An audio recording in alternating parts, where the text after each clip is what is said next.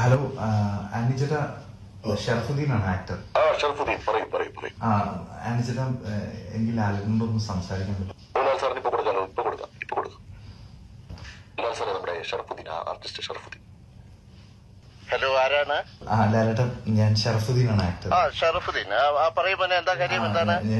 ഞാൻ വിളിച്ചത്, എന്റെ ഒരു പുതിയ സിനിമയുണ്ട്, പെറ്റ് ഡിറ്റക്റ്റീവ് എന്നാണ് പേര്. പെറ്റ് ഡിറ്റക്റ്റീവ് അല്ലേ? ഓക്കെ, കൊള്ളാലോ അത്. അപ്പം അത് ഈ അടുത്ത ദിവസം റിലീസ് ആവുകയാണ്. അപ്പം ഞാനിപ്പോ ലാലേന്റെ അടുത്തൊരു റിക്വസ്റ്റ് ചോദിക്കാൻ വേണ്ടിയായിരുന്നു.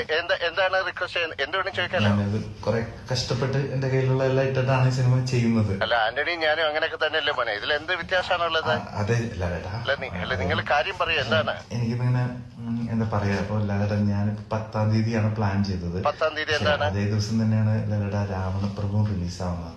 അതെ, രാവണപ്രഭു 4K-ലാണ് റിലീസ് ആവുന്നത്. അതെ. അപ്പം എനിക്ക് ഒരു ഇതെന്ന് വെച്ചാലേ, അല്ല മോനെ എന്താന്ന് വെച്ചാ പറഞ്ഞോളൂ. ഇങ്ങനെ ഡിലേ ആക്കുന്നത് എന്തിനാണ്?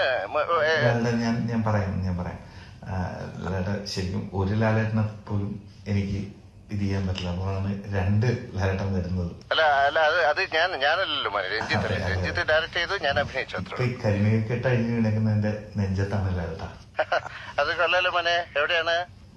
ഞാൻ പറയട്ടെ, ഞാൻ ലാലേട്ടൻ ഏതെങ്കിലും ഒരു കാരണവശാൽ ഡേറ്റ് മാറ്റാൻ അല്ല, നിങ്ങൾ പറഞ്ഞു വരുന്നത് നമ്മുടെ റിലീസ് ഡേറ്റ് മാറ്റണമെന്നാണ് നിങ്ങൾ പറയുന്നത്. അല്ല മോനെ, എനിക്ക് ഇപ്പൊ ഇത് ആലോചിക്കുമ്പോ എന്റെ മനസ്സിലേക്ക് വരുന്ന കാര്യം എന്താണെന്നറിയോ? ഇത് രഞ്ജിത്ത് തന്നെ ആ സിനിമയിൽ എഴുതിയ ഒരു ഡയലോഗാണ്.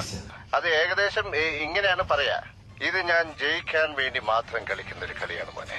അതെ, ഇല്ല, മനസ്സിലായില്ലേ മോനെ? മനസ്സിലായി. ക്ലാരിറ്റി. ഓക്കെ മോനെ. Line cut. അപ്പൊ നമ്മൾ ഡേറ്റ് മാറ്റിക്കോ. ഒക്ടോബർ 16. 4 രാവണപ്രഭു ടിക്കറ്റ് ബുക്ക് ചെയ്യും.